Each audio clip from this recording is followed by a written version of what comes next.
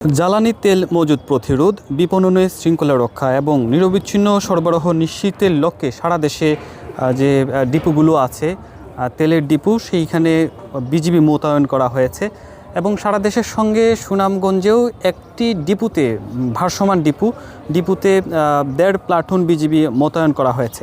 মূলত মধ্যপ্রাচ্যে চলমান সংকটের পরিপ্রেক্ষিতে বিশ্ববাজারে জ্বালানি তেলের যে সংকট এবং দাম বৃদ্ধি পাওয়ার একটি অপচেষ্টা করছে কিছু সিন্ডিকেট, সেইটি প্রতিরোধ করতে বিজিবির এমন তৎপরতা।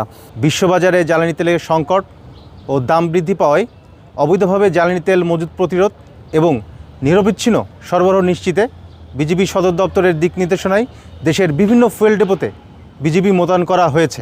মোতায়েনকৃত বিজিবি সদস্যরা নিয়মিত তদারকি, প্রশাসনিক ও নিরাপত্তা ব্যবস্থা কঠোর বাস্তবায়নে দায়িত্ব পালন করছে।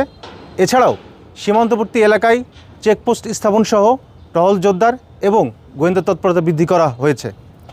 সীমান্তবর্তী আইসিপি ও এলসিপিগুলোতে নজরদারি বৃদ্ধির পাশাপাশি আমদানি রপ্তানিতে ব্যবহৃত ট্রাক লরিসহ বিভিন্ন যানবাহনে নিয়মিতভাবে তল্লাশি করা হচ্ছে।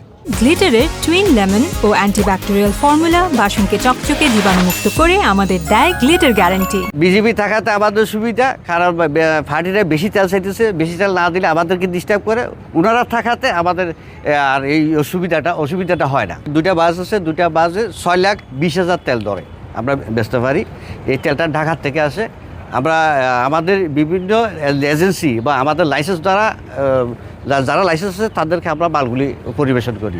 এই চেকপোস্টের মাধ্যমে তারা নিশ্চিত করার চেষ্টা করছেন কোনোভাবে যে তেলের যে বাজার, সেই তেলের বাজারে কৃত্রিম সংকট তৈরি করে যেন কেউ ফায়দা হাসিল না করতে পারে, সেইটি নিশ্চিত করার জন্যই তাদের এই ভারসমান যমুনা ওয়েলের যে একটি ভারসমান ডিপো, সেইখানে যেমন নিরাপত্তা নিশ্চিত করার জন্য ১.৫ প্লাটুন বিজিবি মোতায়েন করা হয়েছে।